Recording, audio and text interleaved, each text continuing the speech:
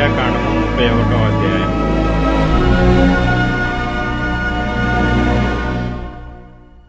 మరియు యెహోవా, మిద్యానీయులు ఇశ్రాయేలీయులకు చేసిన హింసకు ప్రతిహింస చేయుడి. తరువాత నీవు నీ స్వజనుల యొద్దకు చేర్చబడుదువని మోషేకు సెలవీయగా, మోషే ప్రజలతో, మీలో కొందరు యుద్ధ సన్నద్ధులై మిద్యానీయుల మీదకు పోయి మిద్యానీయులకు యెహోవా విధించిన ప్రతి దండన చేయునట్లు ఇశ్రాయేలీయుల గోత్రములన్నిటిలోనూ ప్రతి గోత్రములో నుండి 1000 మందిని ఆ యుద్ధమునకు పంపవలెననెను.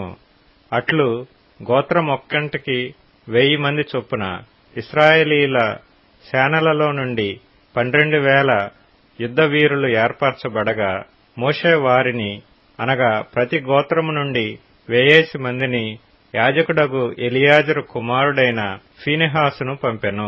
అతని చేతిలోని పరిశుద్ధమైన ఉపకరణములను ఊదుటకు బూరలను యుద్ధమునకు పంపెను. యెహోవా మోషేకు ఆజ్ఞాపించినట్లు వారు మిద్యానీయులతో యుద్ధము చేసి మగవారినందరినీ చంపిరి. చంపబడిన ఇతరులు కాక మిద్యాను రాజులను అనగా మిద్యాను 5 రాజులైన ఏవీని, రెకెమును, సూరును, హూరును, రేబను చంపిరి. బేయరు కుమారుడైన బిలామును ఖడ్గముతో చంపిరి. అప్పుడు ఇశ్రాయేలీయులు మిద్యాను స్త్రీలను వారి చిన్న పిల్లలను చెరపట్టుకుని వారి సమస్త పశువులను వారి గొర్రె మేకలన్నిటినీ వారికి కలిగినది యావత్తును దోచుకొనిరి. మరియు వారి నివాస పట్టణములన్నిటినీ వారి కోటలన్నిటినీ అగ్నిచేత కాల్చివేసిరి.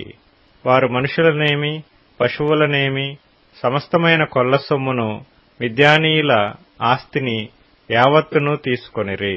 తరువాత వారు మోయాబు మైదానములలో యెరికో యొద్దనున్న యొర్దాను దగ్గర దిగియున్న దండులో మోషే యొద్దకును యాజకుడైన ఎలియాజరు యొద్దకును ఇశ్రాయేలీయుల సమాజమునొద్దకును చెరపట్టబడిన వారిని అపహరణములను ఆ కొల్ల సొమ్మును తీసుకుని రాగా, మోషేయు యాజకుడైన ఎలియాజరును సమాజ ప్రధానులందరూ వారిని ఎదుర్కొనుటకు పాళెములో నుండి వెలుపలికి వెళ్లిరి.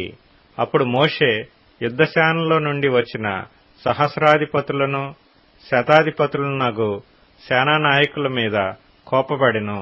మోషే వారితో, మీరు ఆడువారినందరినీ బ్రతుకునిచ్చితిరా? ఇదిగో, బిలాము మాటను బట్టి పెయోరు విషయములో ఇశ్రాయేలీయుల చేత యెహోవా మీద తిరుగుబాటు చేయించిన వారు వీరు కారా? అందుచేత యెహోవా సమాజములో తెగులు పుట్టి ఉండెను గదా. కాబట్టి మీరు పిల్లలలో ప్రతి మగవానిని పురుష సంయోగము ఎరిగిన ప్రతి స్త్రీని చంపుడి. పురుష సంయోగము ఎరగని ప్రతి ఆడపిల్లను మీ నిమిత్తము బ్రతుకనీయుడి. మీరు 7 దినములు పాళెము వెలుపల ఉండవలెను. మీలో నరుని చంపిన ప్రతివాడును, చంపబడిన నరుని ముట్టిన ప్రతివాడును, మీరును మీరు చెరపట్టిన వారును 3వ దినమున 7వ దినమున మిమ్మును మీరే పవిత్రపరచుకొనవలెను. మీరు బట్టలన్నిటినీ, చర్మ వస్తువులన్నిటినీ, మేక వెంట్రుకల వస్తువులన్నిటినీ, కొయ్య వస్తువులన్నిటినీ పవిత్రపరచవలెనెను. అప్పుడు యాజకుడగు ఎలియాజరు యుద్ధమునకు పోయిన సైనికులతో, యెహోవా మోషేకు ఆజ్ఞాపించిన విధి ఏదనగా, మీరు బంగారును, వెండిని, ఇత్తడిని, ఇనుమును, తగరమును, సీసమును అనగా అగ్నిచేత చెడని సమస్త వస్తువులను మాత్రము అగ్నిలో వేసి తీయవలెను. అప్పుడు అవి పవిత్రమగును. అయితే పాప పరిహార జలము చేతను వాటిని పవిత్రపరచవలెను. అగ్నిచేత చెడునట్టి ప్రతి వస్తువును నీళ్లలో వేసి తీయవలెను. 7వ దినమున మీరు మీ బట్టలు ఉదుకుకొని పవిత్రులైన తరువాత పాళెములోనికి రావచ్చుననెను. మరియు యెహోవా మోషేకు ఇలాగు సెలవిచ్చెను, నీవును యాజకుడైన ఎలియాజరును సమాజము యొక్క పితరుల కుటుంబములలో ప్రధానులను మనుషులలోనేమి పశువులలోనేమి చెరపట్టబడిన దోపుడు సొమ్ము మొత్తమును లెక్కించి 2 భాగములుగా చేసి యుద్ధమునకు పూనుకొని సేనగా బయలుదేరిన వారికి సగమును, సర్వ సమాజమునకు సగమును పంచిపెట్టవలెను. మరియు సేనగా బయలుదేరిన యోధుల మీద యెహోవాకు పన్ను కట్టి ఆ మనుషులలోను పశువులలోను గాడిదలలోను గొర్రె మేకలలోను 500కు ఒకటి చొప్పున వారి సగములో నుండి తీసుకొని యెహోవాకు ప్రతిష్ఠార్పణముగా యాజకుడైన ఎలియాజరుకు ఇయ్యవలెను.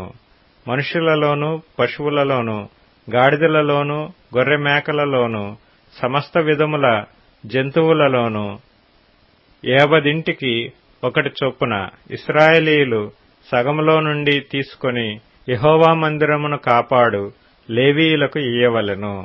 యెహోవా మోషేకు ఆజ్ఞాపించినట్లు మోషేయు యాజకుడైన ఎలియాజరును చేసిరి.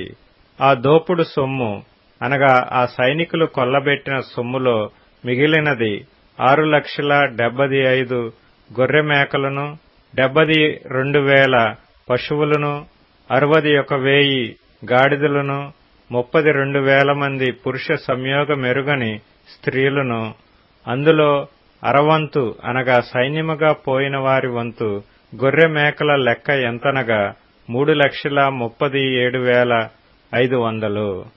ఆ గొర్రె మేకలలో యెహోవాకు చెల్లవలసిన పన్ను 675. ఆ పశువులు 36,000, వాటిలో యెహోవా పన్ను 72. ఆ గాడిదలు 30,500, వాటిలో యెహోవా పన్ను 61. మనుష్యులు 16,000 మంది, వారిలో యెహోవా పన్ను 32. యెహోవా మోషేకు ఆజ్ఞాపించినట్లు మోషే పన్నును అనగా యెహోవాకు చెల్లవలసిన ప్రతిష్ఠార్పణమును యాజకుడైన ఎలియాజరునకిచ్చెను. సైనికుల యొద్ద మోషే తీసుకుని ఇశ్రాయేలీయులకిచ్చిన సగము నుండి లేవీయులకిచ్చెను. 3,37,500 గొర్రె మేకలను, 36,000 గోవులను, 30,500 గాడిదలను, 16,000 మంది మనుషులను సమాజమునకు కలిగిన సగమై ఉండగా, మోషే ఇశ్రాయేలీయులకు వచ్చిన ఆ సగము నుండి మనుషులలోను జంతువులలోను 50ంటికి ఒకటి చొప్పున తీసి యెహోవా మోషేకు ఆజ్ఞాపించినట్లు యెహోవా మందిరమును కాపాడు లేవీయులకిచ్చెను. అప్పుడు సేవా సహస్రముల నియామకులు అనగా సహస్రాధిపతులను శతాధిపతులను మోషే యొద్దకు వచ్చి, నీ సేవకులమైన మేము మా చేతి క్రిందనున్న యోధులను లెక్కించి మొత్తము చేసితిమి. మాలో ఒక్కడైనను మొత్తమునకు తక్కువ కాలేదు. కాబట్టి యెహోవా సన్నిధిని మా నిమిత్తము ప్రాయశ్చిత్తము కలుగునట్లు మేము మాలో ప్రతి మనుష్యునికి దొరికిన బంగారు నగలను, గొలుసులను, కడియములను, ఉంగరములను, పోగులను, పతకములను యెహోవాకు అర్పణముగా తెచ్చి ఉన్నామని చెప్పగా, మోషేయు యాజకుడైన ఎలియాజరు నగలుగా చేయబడిన ఆ బంగారును వారి యొద్ద తీసుకొనిరి. సహస్రాధిపతులను శతాధిపతులను ప్రతిష్ఠార్పణముగా యెహోవాకు అర్పించిన బంగారు మంతయు 16,750 తులములు. ఆ సైనికులలో ప్రతివాడును తన మట్టుకు తాను కొల్ల సొమ్ము తెచ్చుకొనియుండెను.